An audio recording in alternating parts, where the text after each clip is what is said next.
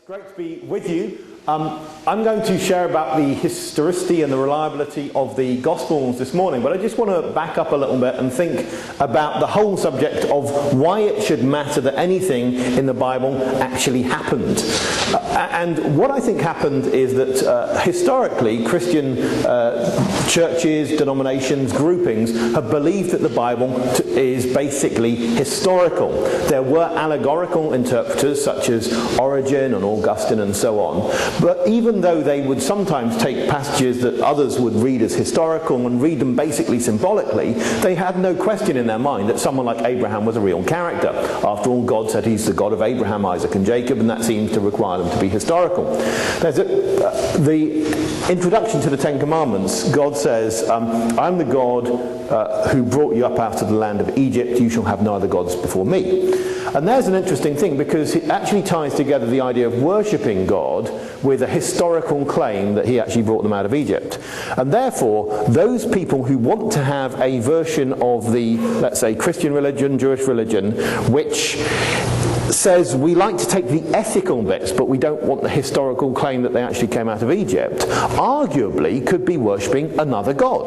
Because if God actually says part of his self-identification is that he's the God who brought them out of Egypt, and you say, well, it doesn't matter whether you brought them out of Egypt or you didn't bring them out of Egypt, then actually you're actually changing the identity of that being. And there are lines of theology which like to define God essentially in terms of abstract characteristics, Trinitarian, eternal, all sorts of very good definitions, but they are incomplete if you have a God who defines himself in relation to certain historical actions.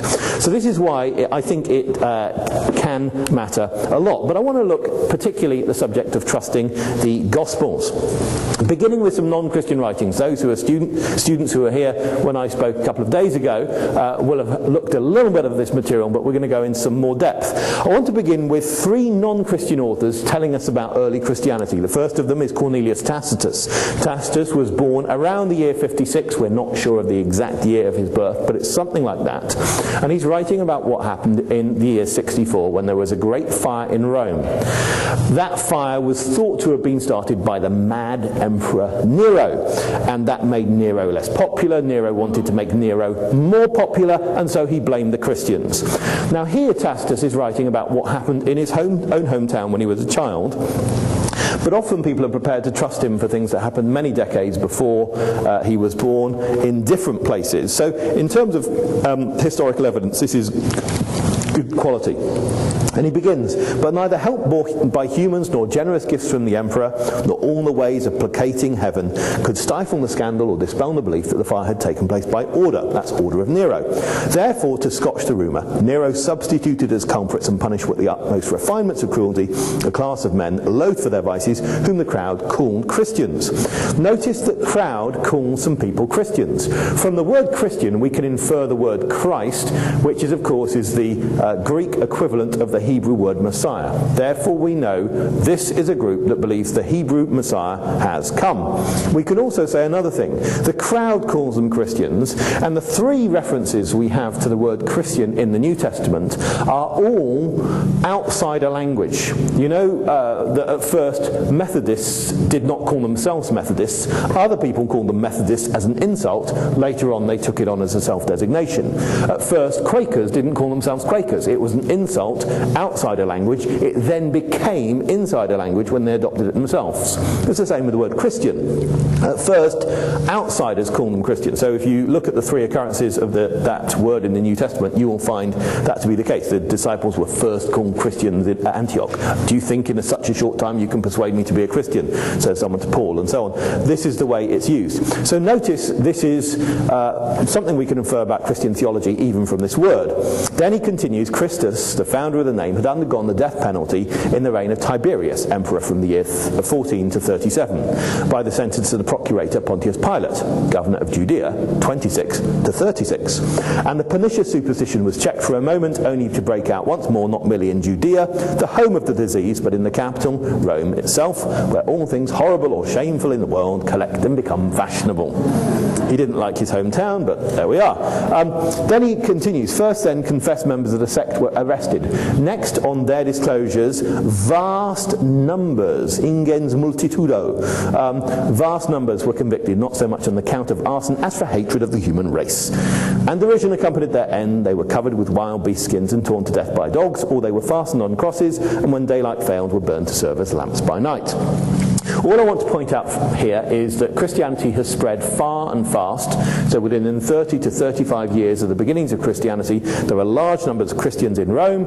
In terms of distance, if you're going to get from Jerusalem to Rome, of course you have to go either by sea or round a little bit. If we were just to go as the crow flies directly from Jerusalem to Rome, it would be about the same distance as you could get from here to, let's say, Texas. But of course you can't just go overland. So Christianity has spread far and fast in a day before there was widespread media. Also, we can establish that it's hard to be a Christian. We can then look at our next witness, who is Pliny the Younger, who's writing a rather creepy, obsequious letter to the emperor around the year 112. At least we don't know the exact year of it, but he was governor of northwest Turkey from 111 to 113. So I'm going to say it's 112, just to sort of give you a rough idea. And this is a letter you can find all over the internet. It's very well published. Book of Letters, book 10, letter number 96. And it talks about how to deal with these Christians. And he says to the emperor, I interrogated these people as to whether they were Christians. If they confessed, I interrogated them a second and a third time, threatening punishment. If they persisted, I ordered them to be led off, namely to execution. As for those who denied that they were or ever had been Christians, when they invoked the gods in words given by me, and prayed with incense and wine offerings to your statue, which I had ordered to be brought for this very purpose, and also along with the images of the gods, and also cursed Christ, which it said that no true Christian can ever be compelled to do, I thought they should be discharged. Well, you can see what a generous man he is. He basically is taking a moderate political line. You don't kill everyone who's ever been called a Christian. You only kill those who persist as Christians. So it's called a middle way in politics. And so what he's doing is he's testing these people as to whether they remain as Christians, and he's got various tests for whether they're Christians. Basically, it's to do with emperor worship, whether you'll worship the Roman gods, whether you'll curse Christ. But notice one of the key things that will discriminate or help you distinguish a Christian from a non-Christian is to do with worship. Why is that? Because of course we know that Christianity begins in the cradle of Judaism, and Jews only worship one God. That's why you can extrapolate that test and you can use it to test a Christian as well, because Christians won't worship anyone other than that one God. So whereas Greeks and Romans have many gods and they're happy to add to the number of gods all the time, every time Zeus looks down from the sky or Olympus and sees a pretty girl, gets together with her, you can add another half god to the pantheon. The number can just go up and up. But with Christians that can't happen. He then continues about a document denouncing some people as Christians. Others named in the document said that they were Christians, but later denied it, saying that they had been, but they'd ceased 3 years ago, or many years ago, or even as much as 20. So what is going to follow is a report of what a Christian meeting contained as given to Pliny by people who had given up on the Christian faith 3 or many or up to 20 years before. Well, 20 from 112 will get us back to the year 92 or so. So we can take this as a description of a first century Christian meeting. This is what they said. They said that this had been the full extent of their guilt or error. They had been accustomed to meet on a fixed day before dawn. Of course, you have to meet early because the slaves don't get time off to come to church. And to sing antiphonally, one group to another, a song to Christ as to a god, quasi deo. And to bind themselves by an oath, not to some crime, but rather not to commit theft, robbery, or adultery, not to break their trust, and not to refuse to return a pledge when asked to do so. So they're singing to Christ as to a god. Now, whether it's a god, the god, the Latin doesn't tell us. As to God, that doesn't have a definite or indefinite article. But what we can say is, hang on, these are the very same people who aren't prepared to worship the emperor. They aren't prepared to worship the Roman gods. they're following a Jewish belief. And the thing about a Jewish belief is there isn't a pathway whereby within a Jewish belief you can get from having one God to 1.5 gods to 2 gods to 3 gods and so on. So this idea that gradually over time people began with thinking Jesus as a special human and then thought him eventually to be a demigod, a halfway to God, and then eventually exalting him all the way to God and being part of the Trinity, that simply won't work within a Jewish conception. You can only worship a being because you have actually identified them as being God. You see, that's the thing, that when the Christians say we worship Jesus, that is because they have identified him as being the Jewish God. He then talks about the sheer numbers of people who've become Christians. Many people of every age, every rank, and both sexes are being and will be called to trial. Nor is it only cities that are affected, but the disease of this superstition is also reaching villages and farmsteads. It seems possible to check and correct this, he says optimistically. It's pretty well agreed that the temples, which had almost become deserted, have now begun to be frequented again, and all the sacred rites, which have been neglected for a long time, are recommencing, and the flesh for sacrificial rights is being sold, for which up to now it was hard to find a purchaser. Now, of course, there could be a message he's sending the emperor, which is, my predecessor didn't do a very good job, and I have done a good job, and I started with a bad situation, and now I've made it better. But notice this, the governor of northwest Turkey saying to the emperor that around his time, so many people had become Christians that the temples had almost become deserted and people aren't buying sacrificial meat. That is a phenomenal statement, particularly about an area that the Apostle Paul never seems ever to have evangelized. It's somewhere where Christianity grew so far and fast.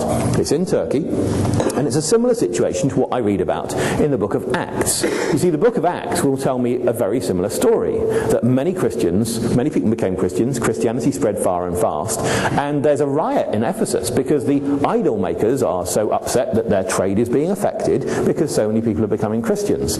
You also realize that both according to Acts and according to these non-Christian sources, it seems to be very hard to be a Christian. So this, I think, just provides a little bit of context before we examine the Gospels, because we realize that there is a context in which it's hard to imagine making things up for no good reason, because it's rather a costly thing to do. So Christianity spread to Rome, it also spread to Bithynia, where Pliny was. Now let's look at a third non-Christian source very briefly, Josephus. This was a man who was born around the year 37. Again, we're not quite sure of the date of his birth, but that's roughly the right date. And he's writing about what happened when there was a power vacuum in Rome in the year 62, when there was no governor. At that point, the high priest took charge, and this is what it says. The high priest, Ananus, assembled the Sanhedrin of judges and brought before it the brother of Jesus, who was called Christ, whose name was James, and some others, and when he had made an accusation against them as breakers of the law, he handed them over to be stoned. So it's not just people far away who are dying in their Christian belief. James, reported in the New Testament as a leader in the early church, is also dying for his religious beliefs. It's people far away, it's people close at hand. Now, one of the reasons I think that Jesus was born in Bethlehem, obviously there's Matthew's Gospel tells you that, Luke's Gospel tells you that, but you could always say, couldn't Matthew and Luke have simply made it that up in order to fit with that bit in the Old Testament, the prophecy of Micah, which says that a future ruler will be born in Bethlehem? Now, my problem with that is, when would you make this up? You see, if you make it up in the first, let's say, 3 decades of Christianity, while someone like James, a brother or half-brother of Jesus, is still around, then you have the problem that there are people there from the very family who know the truth. I mean, I'm a youngest brother, but I still believe I know where my older brothers were born, because we've been talking about it in the family for a long time. And unless you're going to start your lies off very early, which usually you'd need to have a good reason to do, it's not going to work. So someone like that, I think, would be a guardian against an innovation as to where Jesus was born at an early stage. But of course, if you start making up an innovation about about where he was born 4, 5, 6 decades after Christianity has begun. The problem is Christianity has spread so far and fast that it's hard to imagine that's actually going to work, because logistically it's going to be hard to get people who are paying a high price for being Christians and are spread all over the place to agree to a major innovation. You know that person you were willing to suffer for recently, and we've been saying he was born in Nazareth? Actually, he was born in Bethlehem. That's the new story. It's not really going to work. I mean, you think how much difficulty even the Apostle Paul had in getting churches that he had founded to agree with him, and to think that you can just go along and bring innovations a few decades later and they're going to be accepted, I think is rather optimistic. So I see the picture that we're given from non-Christian sources and from Christian sources basically agrees that Christianity spread far and fast and it was tough to be a Christian. Now let's come on to the Christian writings and what can we infer from them. Well, I want to begin with a quotation from a more sceptical author, Bart Ehrman, who says this: "What do you suppose happened to the stories," these are stories in the Gospels, "about Jesus over the years as they were told and retold, not as disinterested news stories reported by eyewitnesses, but as propaganda meant to convert people to faith, told by people who had themselves heard them 5th or 6th or 19th hand? Did you or your kids ever play the telephone game at a birthday party?" So there we have an analogy between the Gospels and the telephone game. Now let's remember the telephone game is a game that is specifically designed to get a corrupted message. That's why it's got very strict rules that you have to whisper, only say it once, only say it to one person, only hear it from one person, and so on. And you've got to have enough people playing, and then you get the message corrupted, and then the humour arises. That won't work with the Gospels because it's not that sort of controlled environment. He then adds and says about the Gospel writers, where then did these anonymous Greek-speaking authors, living probably outside of Palestine some 35 to 65 years after the events that they get their information, they narrate, get their information. So he gives his rough dates for the Gospels. He puts them as 1st century, which is good. And he also says that probably the authors are outside of the land of Palestine or Israel.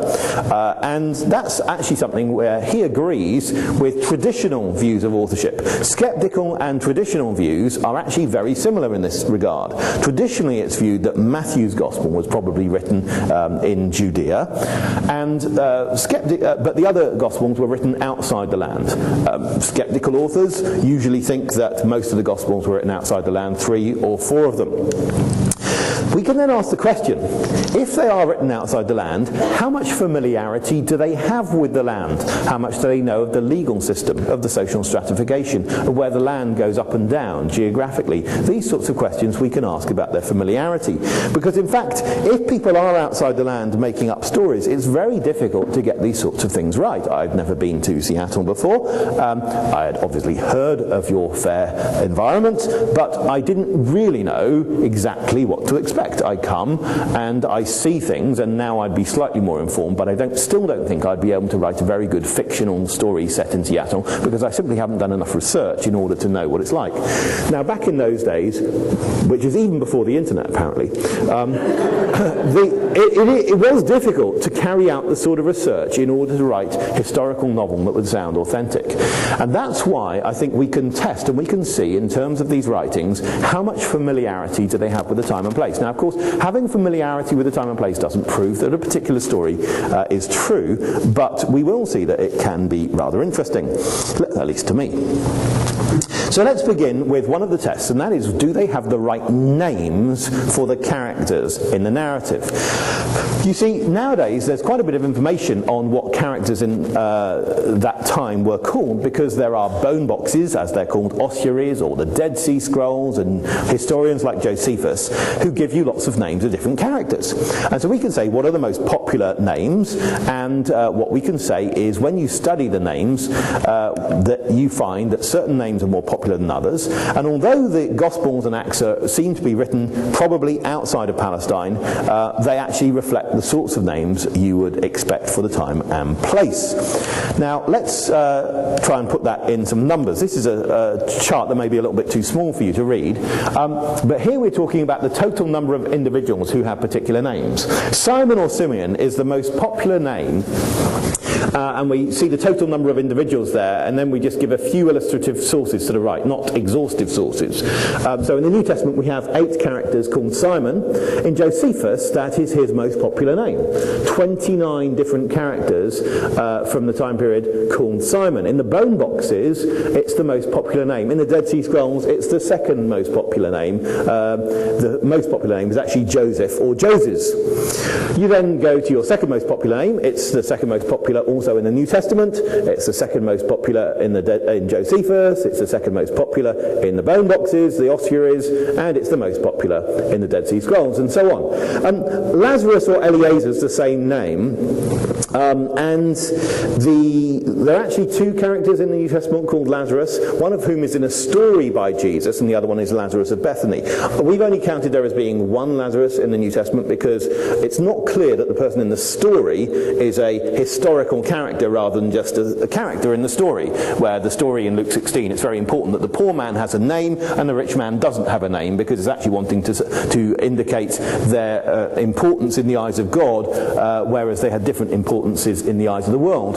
Also, when we do refined analysis of this and we split out our Eliezers from our Eleazars, they're actually 2 different names, we're going to find that that name is going to drop down and the New Testament is going to fit even more into the patterns that we have outside the New Testament. Now these are basically patterns that are showing up across the 4 different writers. Let's look at that with some numbers.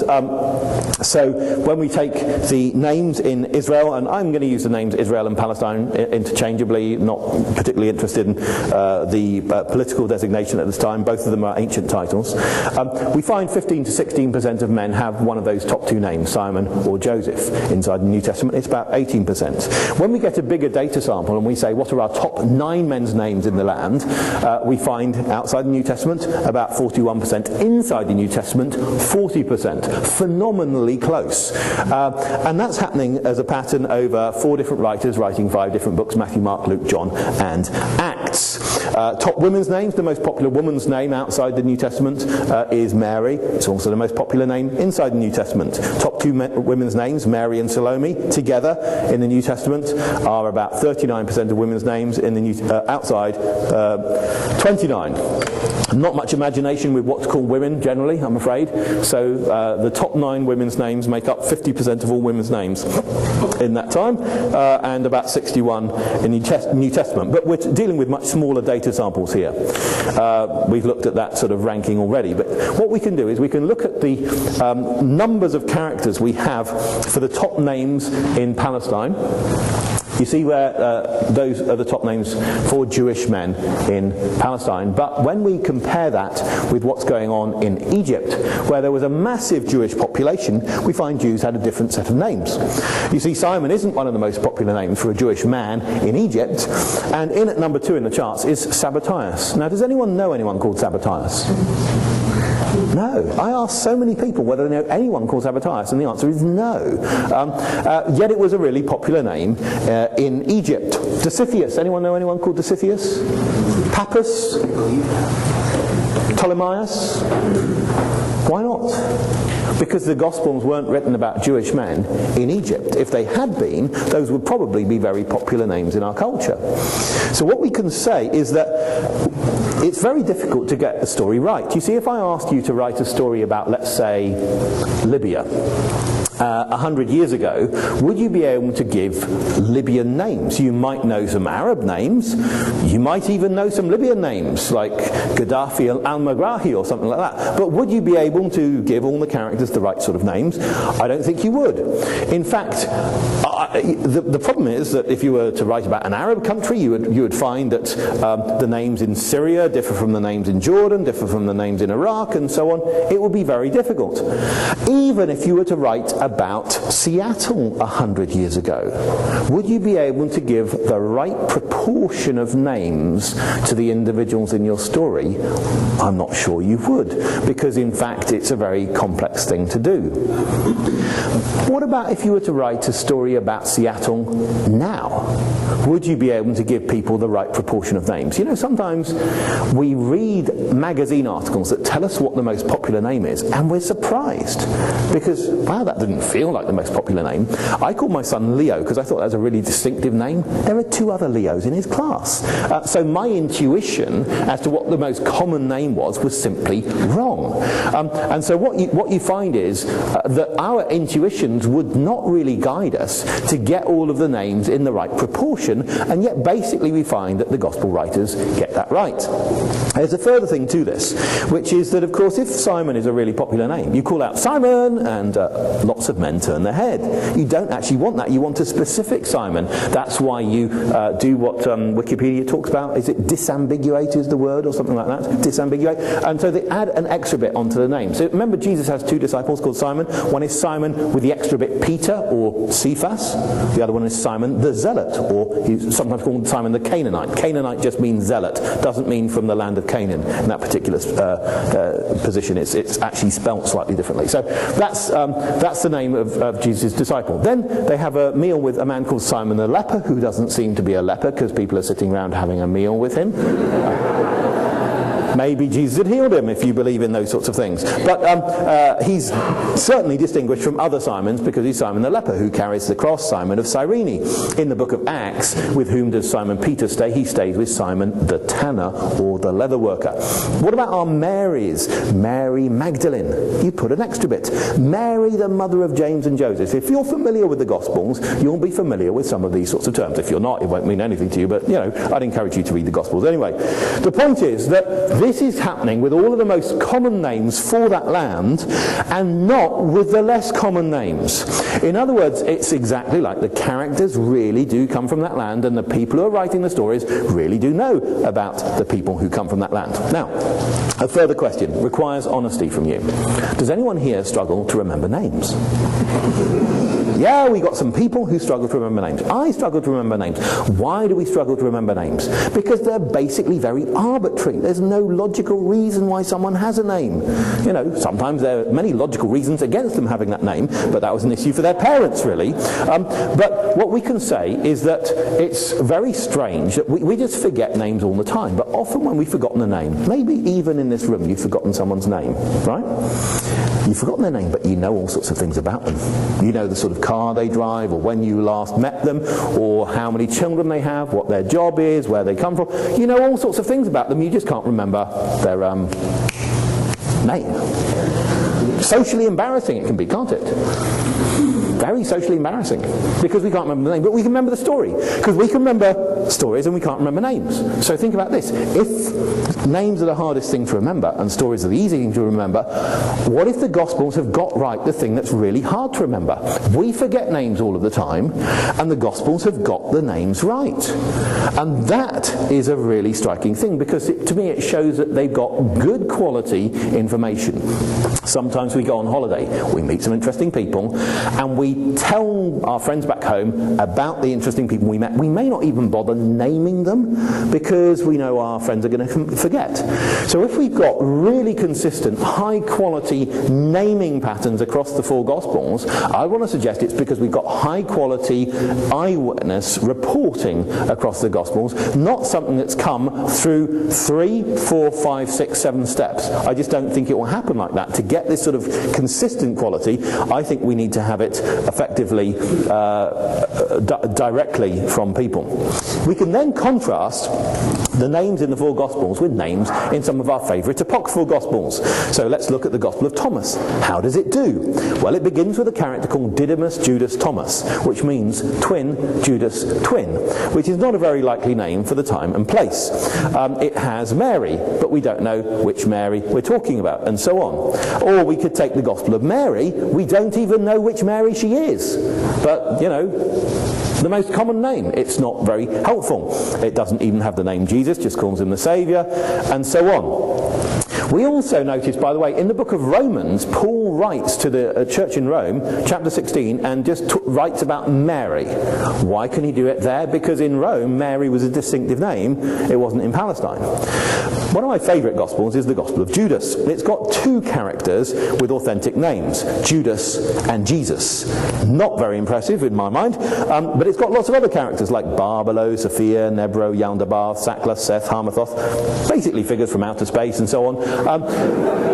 doesn't show much knowledge of the time and place, and this is what we could call a control sample. This is what happens when people are making stories up. They don't necessarily do a very good job. We can look now at some other tests. Let's apply the name test to Matthew in a bit more detail, and let's look at the list of disciples. I give you the list of disciples as reported in Matthew 10, with in brackets the rank of that name if it's in the top 99 names for Jewish men in Israel or Palestine. And what we can say is that whenever it's a high-ranking name, it has a disambiguator. So we look at it, Simon, rank number 1, disambiguator called Peter. Then we have Andrew, which is not even ranked, so low-ranking, but he's given as his brother explained in relation to Simon. So they go together. James, high-ranking, 11th ranking, the son of Zebedee. That's the disambiguator. And John, his brother.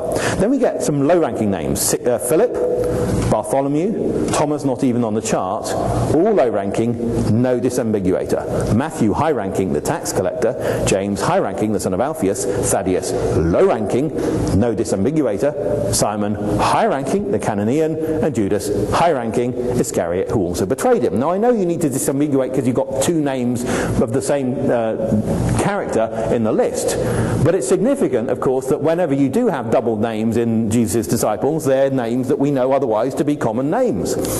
We could also say it affects conversations.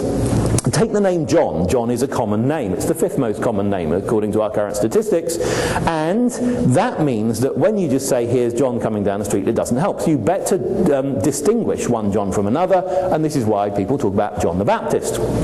So when Herod hears of the miracles of Jesus reported in Matthew's Gospel, he says, this is John the Baptist. And, that was very clear when he said that to his servants.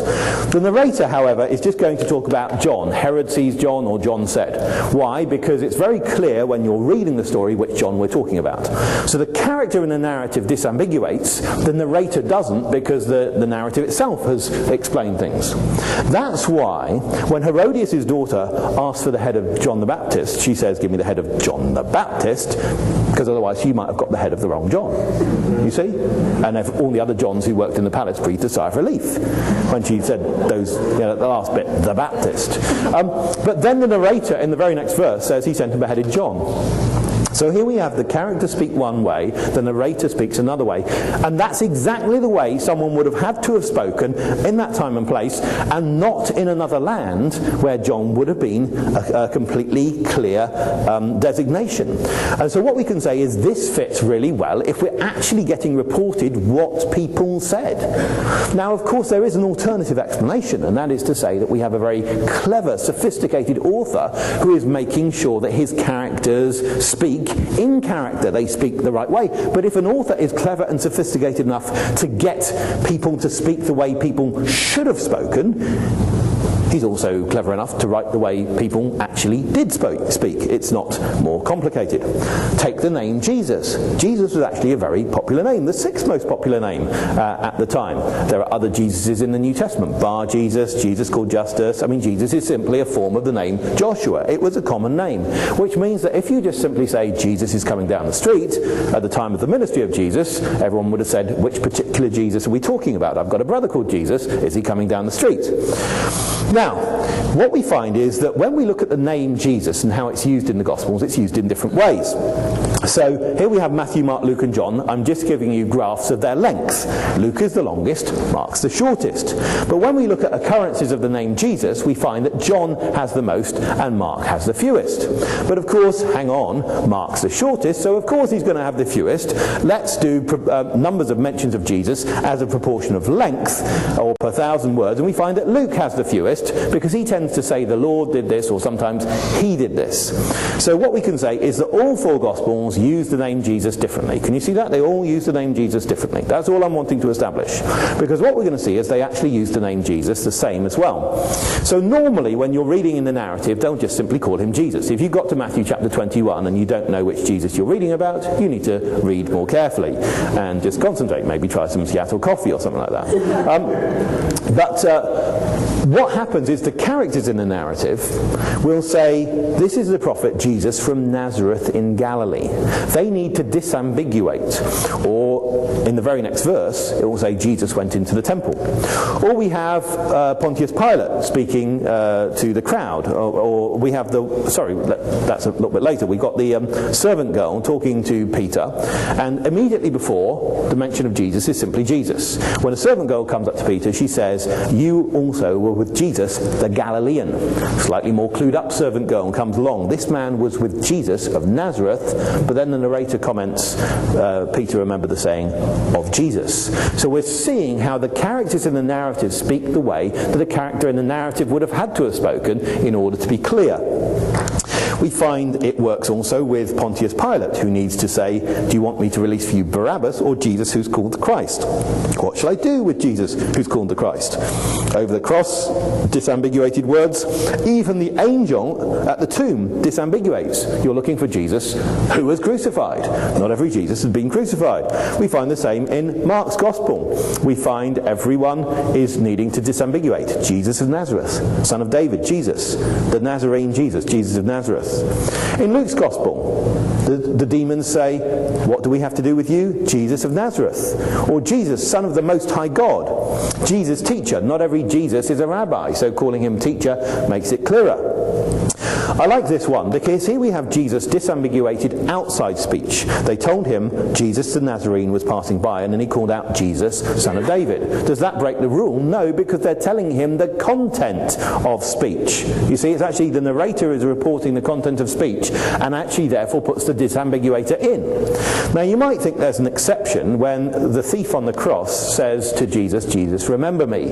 This is not a crowd situation. In a one-to-one situation, you do not need to disambiguate. You can disambiguate, which is why you find Jesus saying Simon, son of John. Why will he do that? Because actually that's the way Simon usually gets called. He usually gets a disambiguator.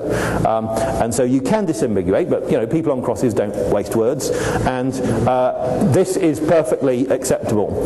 Then we find that on the road to Emmaus, Jesus is said to have risen from the dead and appeared to a couple of disciples who don't recognize him. He has this conversation. They say, well, don't you know the amazing things going on? And he said, what amazing things? And they say, well, the things concerning Jesus of Nazareth. They have to disambiguate. It's the same in John's Gospel. We found the one that the Moses and the law and the prophets have written about, Jesus, the son of Joseph from Nazareth. Isn't this Jesus, the son of Joseph? Now, there's one more occurrence in John's Gospel where it isn't disambiguated, and this is where a man heals a man, Jesus heals a man born blind, and the passage in John chapter 9 is sort of telling you how this man increases in knowledge through the chapter. He actually increases in his understanding of Jesus through the chapter. You can go and check that out. And at this early stage in the chapter, when people ask him, who healed you? He gives an incomplete description. He says, well, a man called Jesus made clay. And that isn't going to help them find the man. In the garden, they come to arrest Jesus, and he says, whom are you seeking? And twice we have this dialogue. And they replied, Jesus of Nazareth. The people in the garden don't just say, we're looking for Jesus, you see? And if the Gospels had been written at a time when Christianity had spread and Jesus' name had become famous, of course you wouldn't need to write like this. You wouldn't need to disambiguate. But this is exactly the way you would write if you're reporting what people really said in that time and place. We could then look at another layer. So we've seen the narrator says one thing, the characters in the narrative say another thing, but then we look at who is the principal character in the Gospels and what does he call himself? Well, the principal character in the Gospels does not call himself Jesus. He often says I, but he also has his own special name, which is he calls himself the Son of Man. And what's interesting is that he speaks differently from the way other Christians speak. He doesn't teach, for instance, on how to run a church service, which would be really nice to have him teaching on that. If I was going to make up the Gospels, I would put in something on what to do about including Gentiles, how to run a church service and so on. He doesn't do anything like that. He speaks in parables. Early Christians hardly ever used parables. Yes, there is the Shepherd of Hermas. You can have some parables, but on the whole, they don't use them. And yet Jesus is using them all the time. In other words, his speech is different from the early Christians' speech. And his favourite self-designation, which also happens to coincide with his parables, is that he calls himself the Son of Man. There's there's hardly any other time that anyone calls him the Son of Man. It does happen a little bit in the New Testament, but this is his favourite self-designation. So in other words, we have characters in the narrative call him Jesus with the disambiguator. The narrator calls him Jesus, and he calls himself the Son of Man. So we have a pattern which is working across the different writers with all of their different style, which works if people really are reporting what happened, and is more complicated to find another explanation for. It's not that you can't find another explanation for, it's just going to be more complex to do. So when we look at the distribution of the phrase Son of Man, it's very common in Matthew, Mark, Luke and John. Q is a hypothesized source standing behind Matthew and Luke, and it has it a certain amount, but many of the Apocryphal Gospels don't have it very much, although the Gospel of Philip has it a certain amount. So my conclusion based on names is basically it's consistent with being based on eyewitness testimony. It requires some tradition, and it's hard to find alternative explanations for. I think you would struggle to come up with this otherwise. More briefly, a test of geography. Do they know the layout of the land? Do they know where it goes up and down and so on? Well, let's begin with the names of the towns. We find that these are the names of towns mentioned in the Gospels. Jerusalem is mentioned the most. Of course, it's the capital and therefore the most famous. Nazareth is mentioned next, and of course that was where Jesus came from. He also lived in Capernaum, which is the next one down. So those are ones which would get a certain amount of notoriety. Nazareth, not a particularly significant place, but it would get notoriety because by association with Jesus. But what we find is that the Gospels also have familiarity with a whole number of little villages. Now, if I were in Rome and I were making up a story about what was going on in Palestine, I probably wouldn't know that there was a name of a place near Jerusalem called Bethphage, because although I could go into a bookshop in Rome and buy a book about geography, I wouldn't be able to buy a book about the little villages of Palestine, because no one wrote books about that. They would write books about the places you need to visit before you die, and Bethphage wasn't on the list. And so to know these sorts of names, and they all have linguistic backgrounds which really fit with the time and place, and they're often mentioned in other sources, but not sources that would be available to someone from another land, this is the sort of thing that requires local knowledge. We can say, when we look at the four Gospels, they each mention 12 to 14 towns, a total of 23 towns. Compare that with the Gospel of Philip, which only gets 2 towns. Jerusalem, which is the capital and therefore not a particularly impressive piece of knowledge, and Nazareth, which the Gospel of Philip seems to think is Jesus' middle name. Then we have the Gospel of Peter and the Gospel of the Saviour. How many towns do they get? They get 1 town, and that is also Jerusalem, which is the capital and therefore not very impressive. We then take our next 13 earliest Apocryphal Gospels. How many towns do they name? Anyone give me the answer? 0. Okay? So what we have is a very good control sample when we could put these alongside the 4 Gospels. In terms of familiarity with the time and place, these Apocryphal Gospels, which get a lot of media attention, are some of the best, no, they're not some of the best, they are good evidence for the reliability of the Gospels. You can actually use them as very good control samples. If someone wants to get excited about one of these Apocryphal Gospels with you, say, great, I would love you to bring your favourite Gospel, I'll bring my favourite Gospel, and let's study them side by side, because I think that you will find that the 4 Gospels do rather well. Now let's look again at the number of words per Gospel. We've got in the left-hand columns Matthew, Mark, Luke and John. That's the number of words. And I've given you in the right-hand columns the Gospels of Philip, Thomas, Judas, Peter and Mary. Now you can see they're not so long. But Paul, Peter and Mary, I always feel sorry for people called Peter, but what you find is that they are shorter because they don't survive in their entirety. So hopefully we'll discover some manuscripts of them and they'll get longer. But this is their current length. So you can see the number of words per Gospel. Okay, I'm just going to change slides. This is the number of place names per Gospel. Okay, number of words per Gospel, number of place names per Gospel. Now I'm not talking about town names. The last thing was about town names. I'm talking about place names. So Golgotha's not a town, but it's a place. Okay, number of words per Gospel, number of place names per Gospel, number of words per Gospel, number of place names per Gospel. You get the idea. So when I say give me place names per 1,000 words, I get this. Apart from the Gospel of Peter, which is so short and does copy the 4 Gospels, basically you find the rather surprising thing that all 4 Gospels have about 5 place names per 1,000 words. You can go at home and you can work this out on an English translation. If you look in the ESV, you will find that the Gospels have all between 4.6 and 4.9 place names per 1,000 words. You can go and do the calculations. Now, that's, to me, is a rather surprising thing. When my research assistant showed this to me, I was rather surprised. But what we find is there's an amazing evenness of spread. Now, this is despite the differences in the Gospels, that they have this evenness. How do you get this evenness? Well, I have an explanation. It goes like this.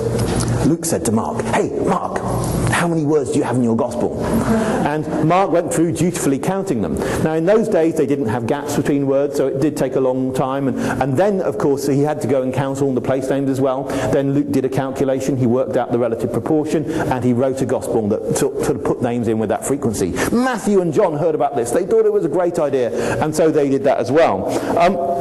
I think that's relatively unlikely. I think how you get a pattern like this is by not trying. Because if you tried, one person would put in too many, one would put in too few. Trying would give you an artificial sort of pattern. This is probably what you get when you simply don't try, but the place names are associated with a genre. You put in place names when it's relevant, you're not particularly trying, and then you will find you get this sort of pattern.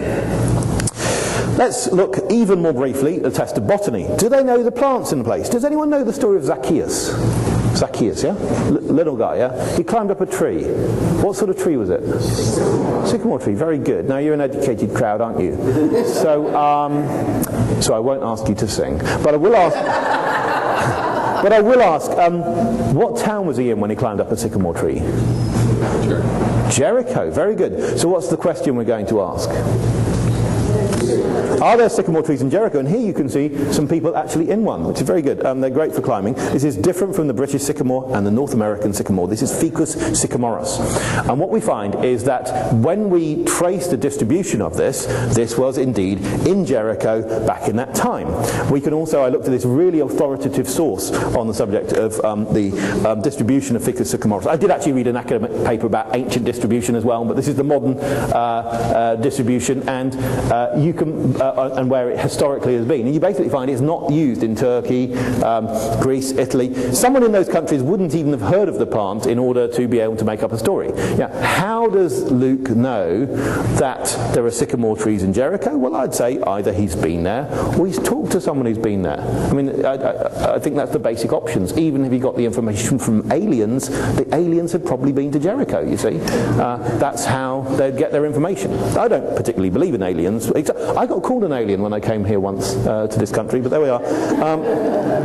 So that's the sort of information you will find regularly in the Gospels. Now let's bring some tests together and look at one of the miracles which is mentioned in all four Gospels. There aren't many things mentioned in all four Gospels. Basically the Passion is mentioned and the feeding of the 5,000. Well, let's start with 5,000. I mean, how many people are there here today? Well, there are several hundred, and I'm glad to see you all, because we always know that people tend to exaggerate numbers at meetings. So perhaps we could find that the number 5,000 was exaggerated. But what we find is there's an interesting detail in both Mark and Luke about how the people were made to sit in groups of 50s or hundreds. That does mean, of course, if you have them sitting in 50s, there's fewer than 100 groups, and therefore 12 disciples, they only have to be able to count up to 8, which a fisherman can probably do, and a tax collector certainly can. So in terms of, counting people, there's reason to get the information right. Then we have the detail in Mark's Gospel and in John's Gospel about the grass. Mark says there's green grass, John says there's much grass. Now, is that a detail which is put in to make the story look authentic, for verisimilitude, or is it a story which is actually a detail which is actually remembered? Well, we don't know. Let's continue. But Mark tells you at this time that many people are coming and going, and that's why Jesus needs to come aside. He doesn't explain why many people are coming and going, but John's Gospel tells you it was Passover time. Now, if I fit those two together, of course, I know that Passover time, people have to travel to get to the Passover, and therefore it makes a lot of sense for the detail in Mark. So I find that what happens with true narratives is these details dovetail, but they dovetail in such a subtle way that you can't say it's been written to make the story look authentic, because the danger is you'd miss the clue. So no story is going to write like that. It actually is a sort of thing that is sometimes called an undesigned coincidence, to borrow a phrase from a professor in Cambridge from nearly 200 years ago, John Blunt, who wrote a book called Undesigned Coincidences in Holy Scripture, an Argument for Their Veracity, if you want to read that sort of book. And then we find, which is a good book, then we find that in John's Gospel, Jesus asks Philip where to get bread from. Why does he turn to Philip, of all people? And then we find in John's Gospel, Philip replies, and also Andrew replies. By the way, these are the only two of his 12 disciples with Greek names, and they're both replying. Why on earth would that happen? Well, if I go over to Luke's Gospel, I find that the feeding took place near Bethsaida. And if I go back to the beginning of John's Gospel, I find out that Philip and Andrew were from Bethsaida.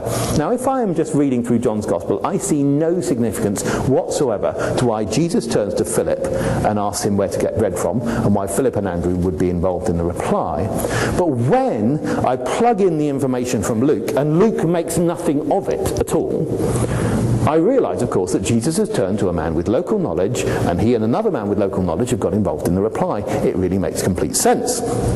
And then even the detail in John's Gospel that the little boy had barley loaves makes exact sense of when you've got the Passover, and therefore you've just had the barley harvest. But then we ask a question, would the grass really have been green? Well, why don't we get a precipitation chart of a nearby town, Tiberias, and we say, well, it's Passover time, and when would Passover time be in any of these years? And you see, oh, we've just had 5 of the greatest months of precipitation. Would the grass have been green? You bet. So in other words, all of these things come together to corroborate a story in a very sophisticated way. It's just the sort of thing that would happen when people are reporting the truth, and it's going to be the stuff that's going to be hard to find when people are simply making things up. So my conclusion is not that I can prove things to be historical, but if the stories resulted from conspiracy, it would have to be an extremely clever conspiracy.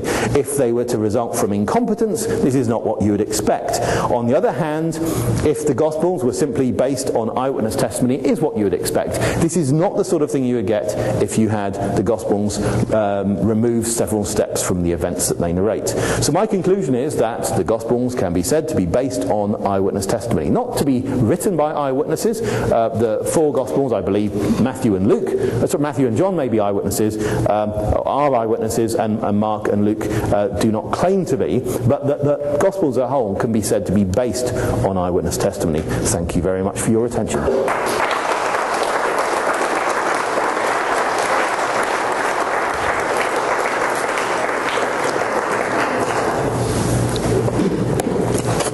We've got a few minutes for some questions. John, do we have the mic?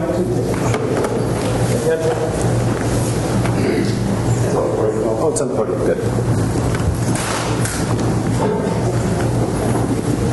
Do you take significance to the fact that the 4th Gospel, which some people allege is not written by John, the Apostle John does never refer to John the Baptist, never uses the word the Baptist? There seems to be there's something significant there.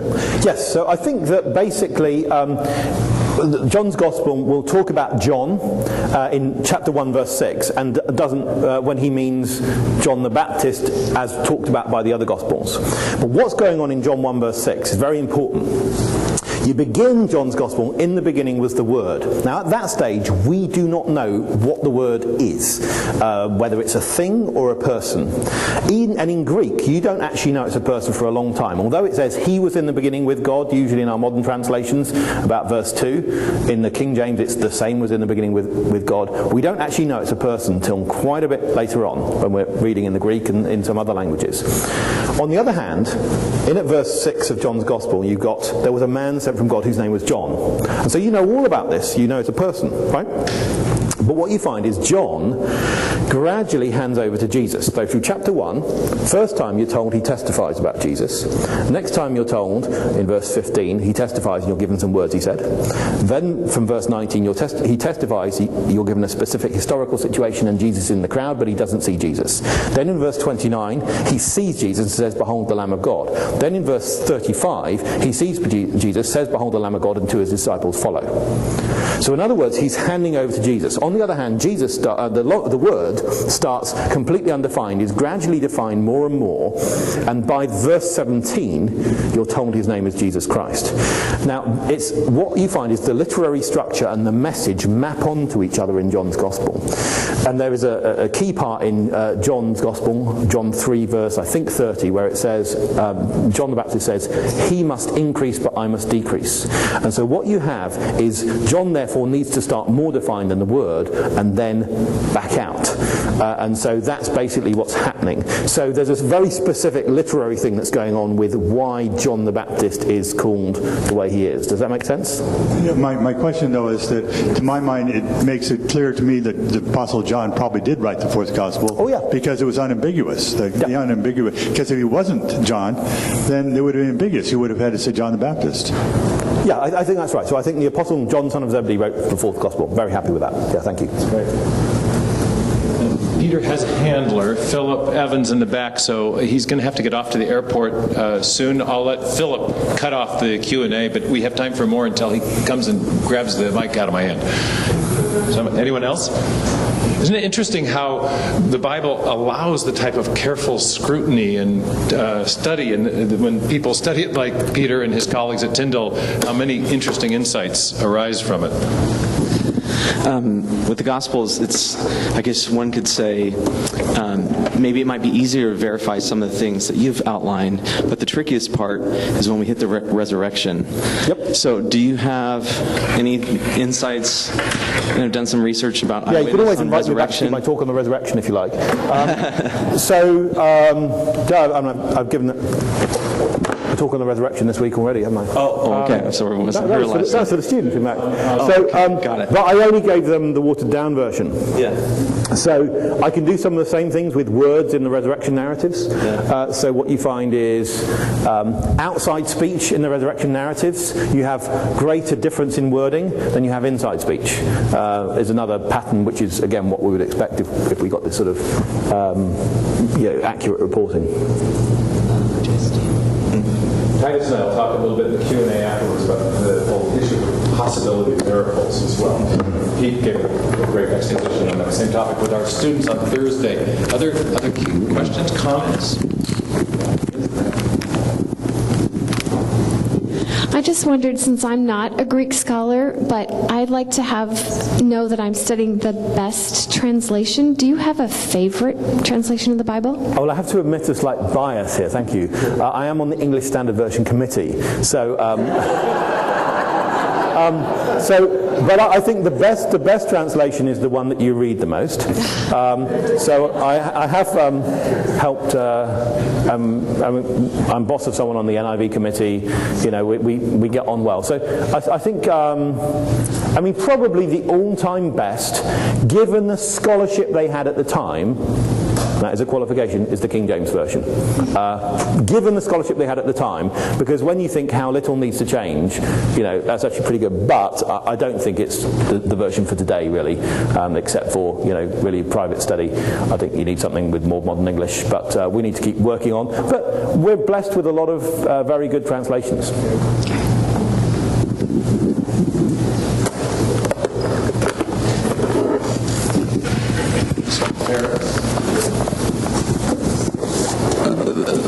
Thanks for sharing with us. I just wonder, could you articulate what you'd say is at stake between dating Matthew as the first gospel or Mark as the first gospel, or just what's at stake in general with the dating of the gospels? I would say potentially nothing.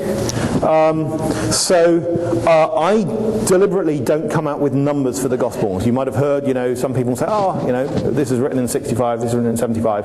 The gospels don't come with numbers. So your study Bibles might give them numbers, but those are numbers somewhat plucked from the air or from scholarly consensus.